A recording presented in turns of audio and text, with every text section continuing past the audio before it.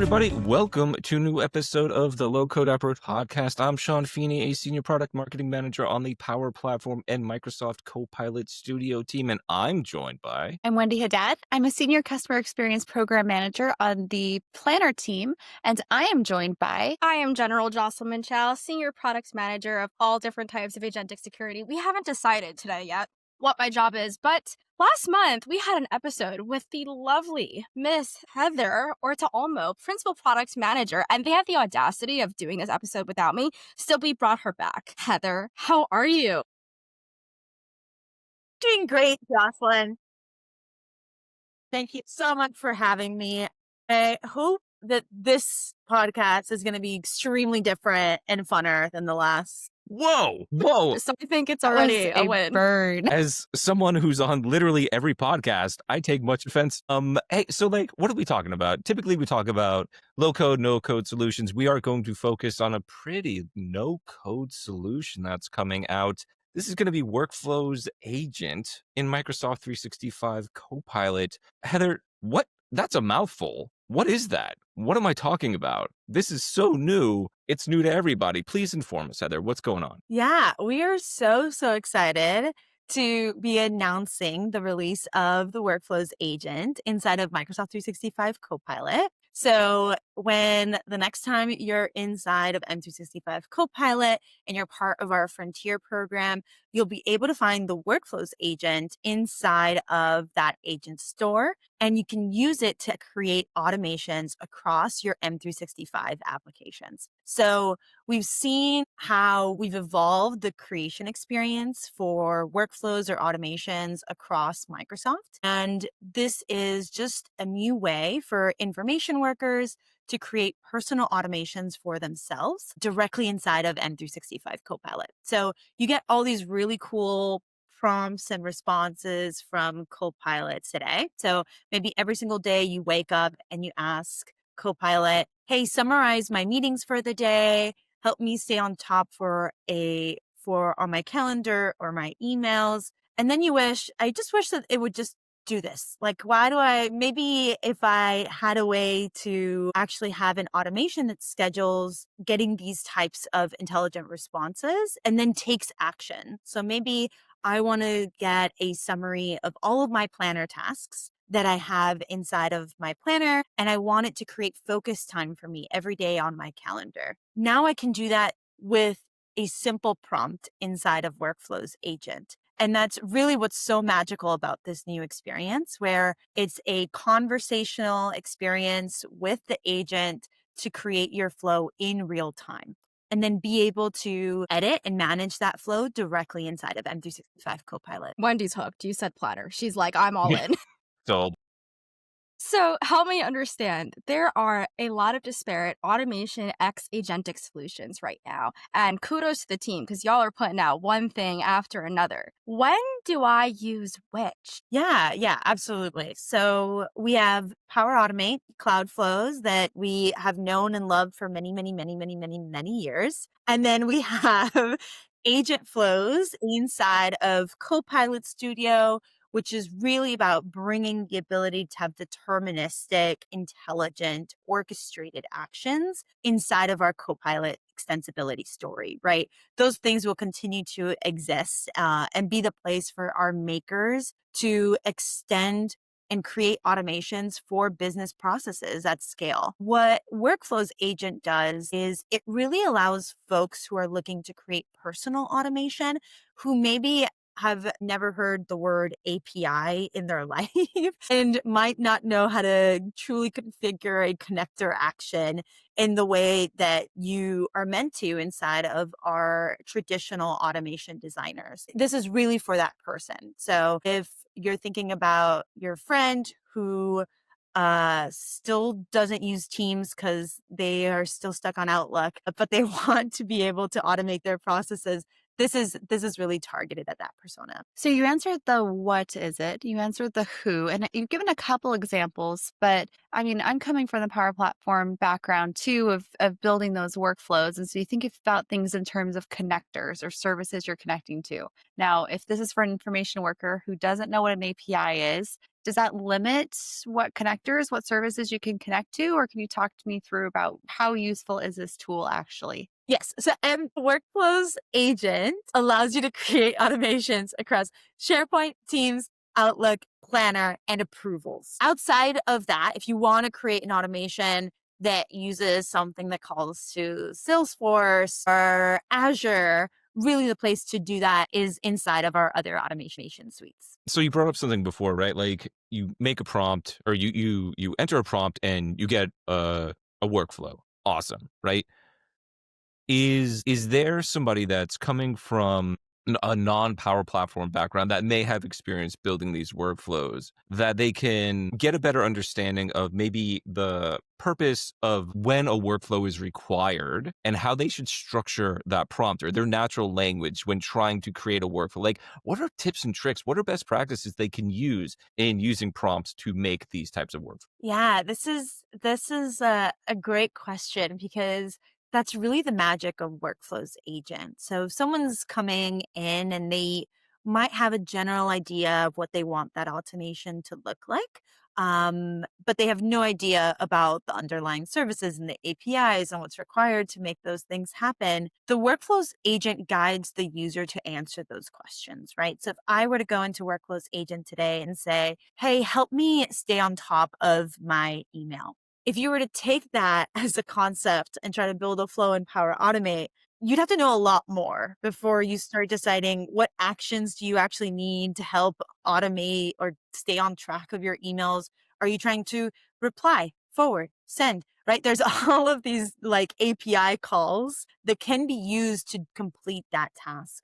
And so Workflows agent in a conversational experience helps guide the user to get to, what do you mean by manage your inbox? Are you trying to summarize your unread emails? Are you trying to reply to emails that meet certain requirements? What is it that you're trying to get to? And through that conversational experience, the user can ultimately say, well, yes, I want a summary of my emails. And then Workflows will say, where do you want that summary? Do you want another email with that summary? Do you want it on Teams? Do you want to add a task in Planner, etc.? All of that is actually done through that conversation. And then that flow gets built into real time. I will say some tips, as with all Copilot prompts, is ask questions. So if it created a trigger that is setting off on a weekly basis, you might want to ask what time and what day to refine it to what you want it to be. And then really think about the output that you desire. Today, I can go and ask with the Workflows agent, hey, summarize all of the meetings I have in my calendar.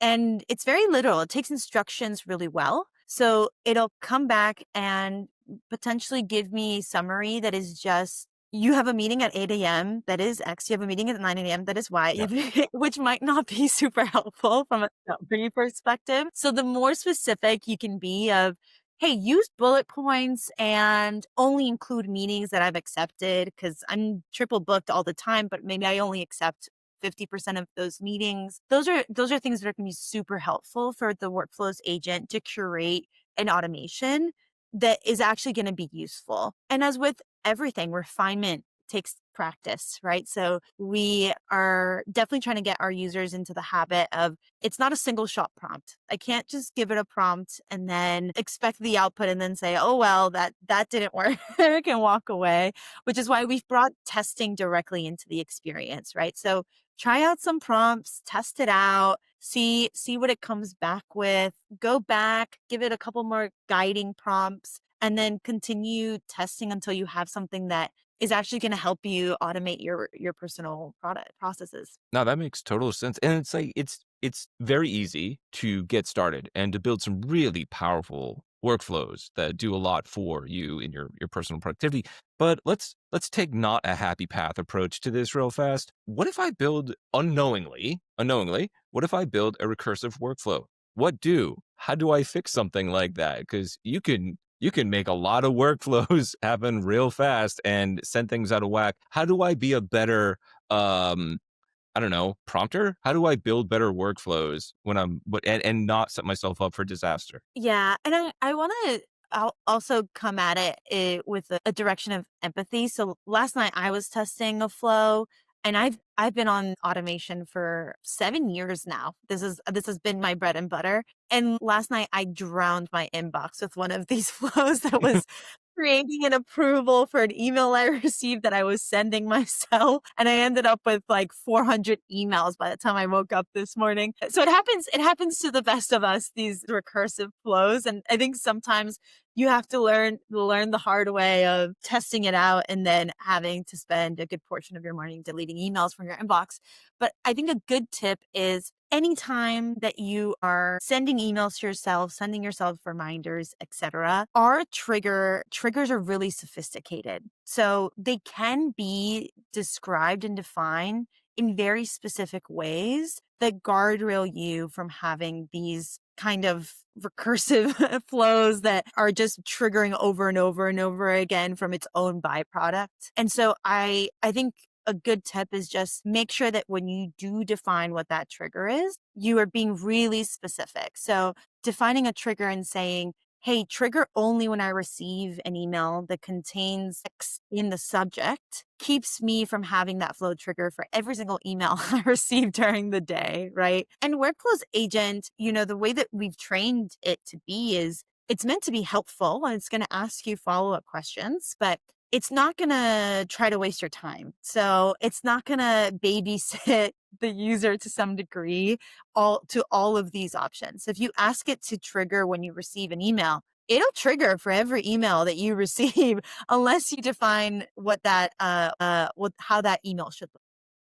Yeah, makes sense. Thank you. An aside fun fact, when I was a new hire in Flow, if our friends left their laptops open and like unlocked, we would go and like write a flow that would flood their emails for funsies to like teach you a lesson. In the spirit of friends and collaboration here on the podcast, we are actually like big planner users. Some of us are more diligent and obedient than others. I am definitely the problem. But if we're going to Yes. talk about if we're going to talk about this from a collaboration standpoint, can you explain to me and help me understand what are the avenues of collaboration? Can like Wendy use hers to bother me about like our shared planner or something like that?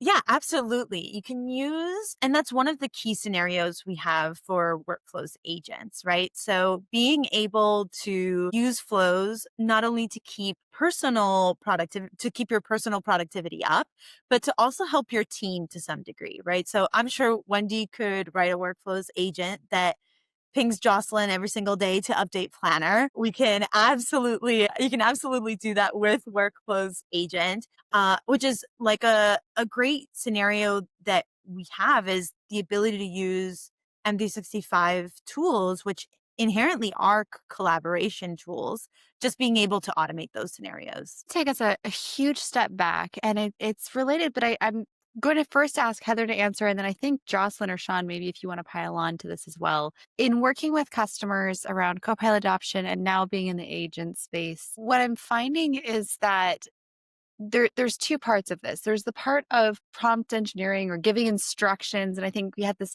discussion around that, which is really interesting that it takes it so literally. So you need to be so specific, and it's a muscle that we need to all develop and be targeted.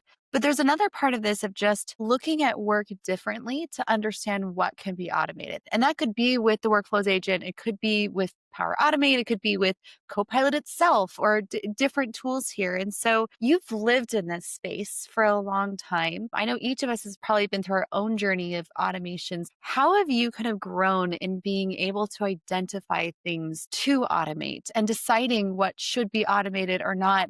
And I guess in the context of Workflows agent, maybe in the more of your personal use case as well, for this podcast episode. But I'd love to understand that journey of just How do you think of what to automate? Yeah, I love this question. This is something that me and my friends talk about a lot. I have a lot of friends across Microsoft that sit in finance and operations and marketing. And I'm always the like very eager product manager of like, okay, so you wake up in the morning and then you open email and then what do you do? Like how can I automate everything that you do today?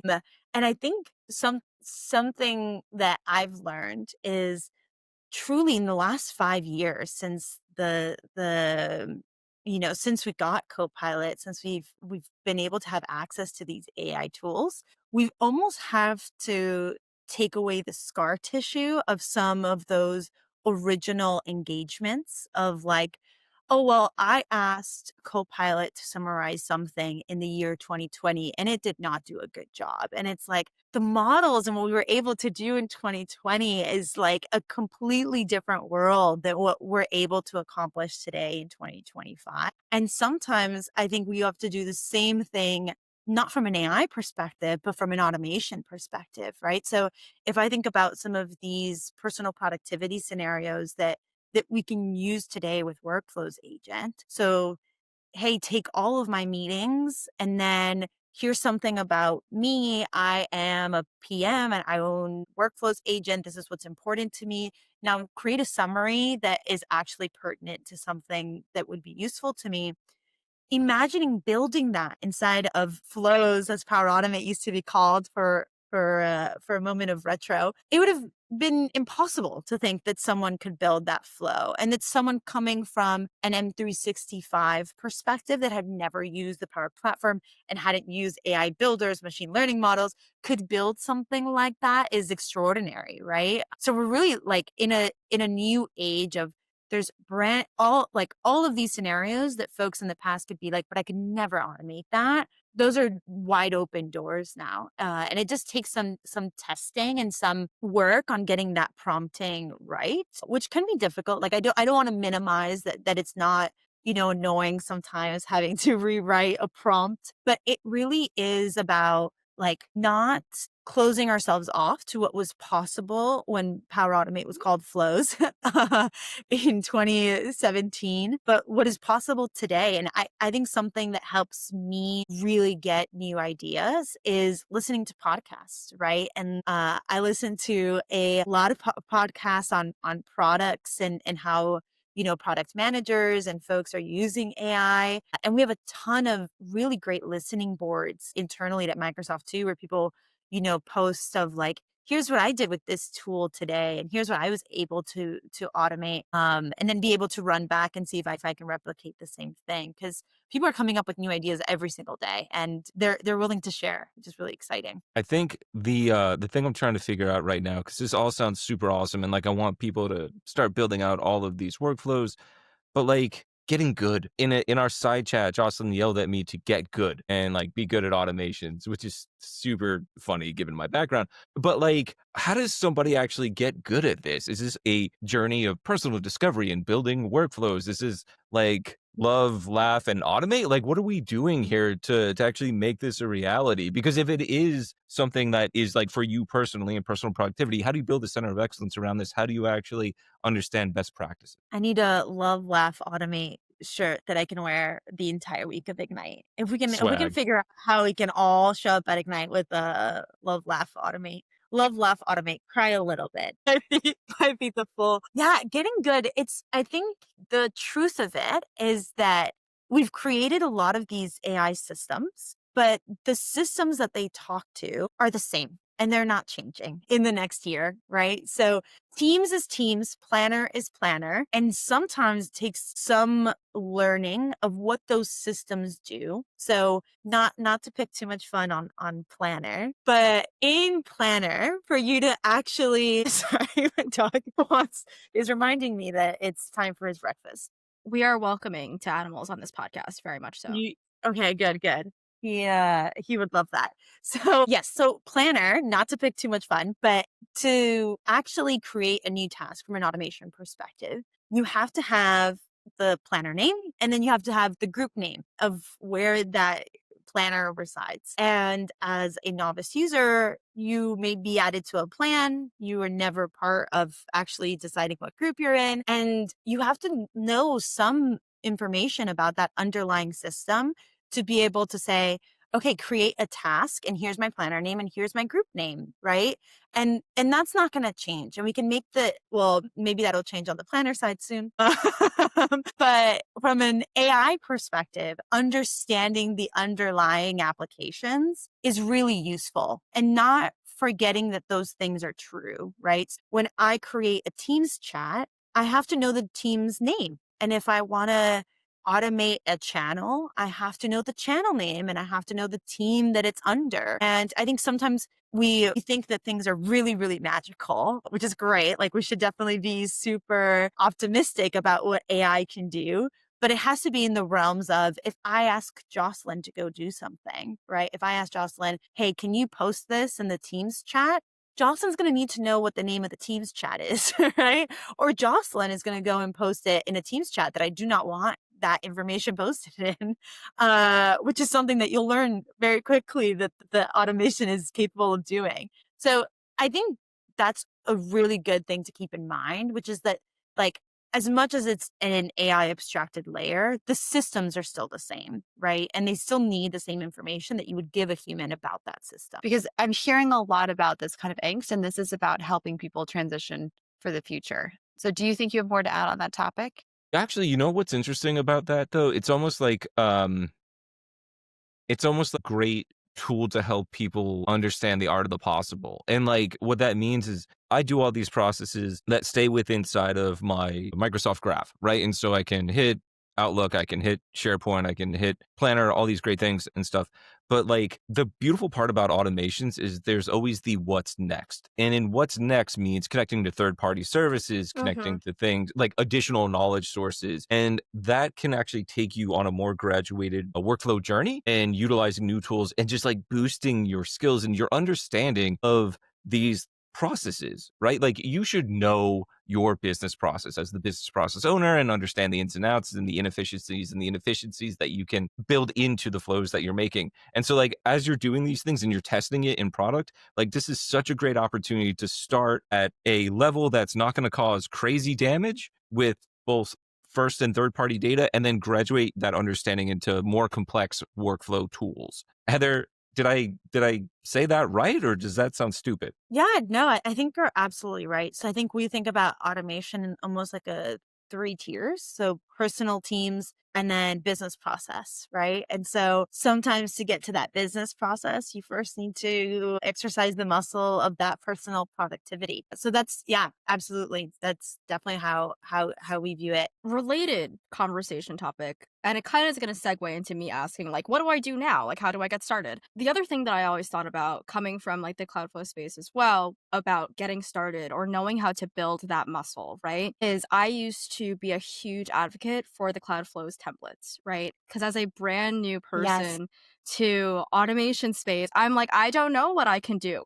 There's a square. It's describing what it could do. It shows you the connectors that you need to do it. You click it, you establish the connections, you're doing it, buddy. And from there, it helps you to really like imagine the art of the possible, as Sean loves to say, and take that further, right? Expand on that template or figure out further what else you want to do along these lines or completely pivot. So on a similar note, what can I do to get started, right? Besides just reaping the repercussions of Wendy getting started. What can I do to get started to know what I, Jocelyn, can do to be better with this new technology? Yeah. Oh, we love templates. So that's not going away in Workflows Agent. So we do have templated prompts that That's show up awesome. right under that chat experience. And you're so right, Jocelyn. That is a great way to get started of like clicking one of those, fiddling around with it, expanding it, etc.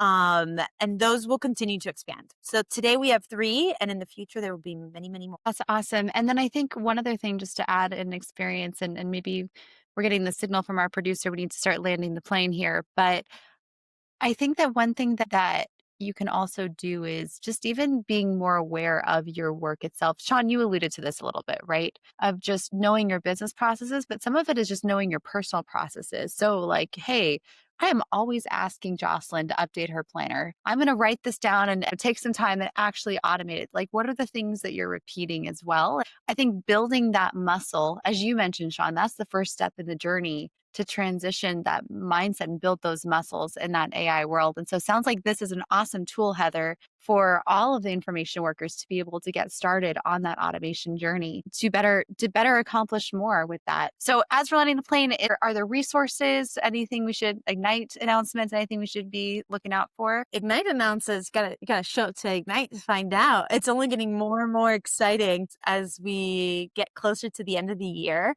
I will say, please try out Workflows Agent. You can find it inside of the Agent Store, inside of M365 Copilot. So if you go to office.com or M365copilot.com, you can click on all agents and then you'll find the Workflows Agent there. It should be under Built by Microsoft, and then install it, and please share any feedback. I'm on LinkedIn. I'm not hard to find. So I'm so excited to hear what folks use Workflows Agents to create. Awesome. Thank you so much, Heather. This is great.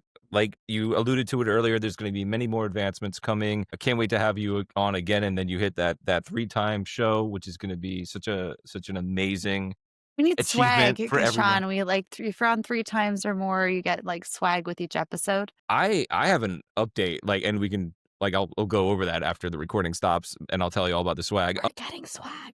Yeah, like so much swag. But anyway, Heather, thank you so much for joining us. We're going to have you back on. If you are going to Ignite, look for Heather, look for Jocelyn, look for me, look for Ken. You can't miss him. He's 10 feet tall. So tall. We'll be there.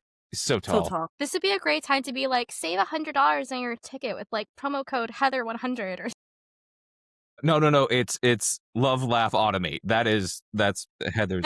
that's her discount code. Anyway, thank you so much for joining, Heather. Can't wait for the next episode. Yeah, Yay. thank you so much.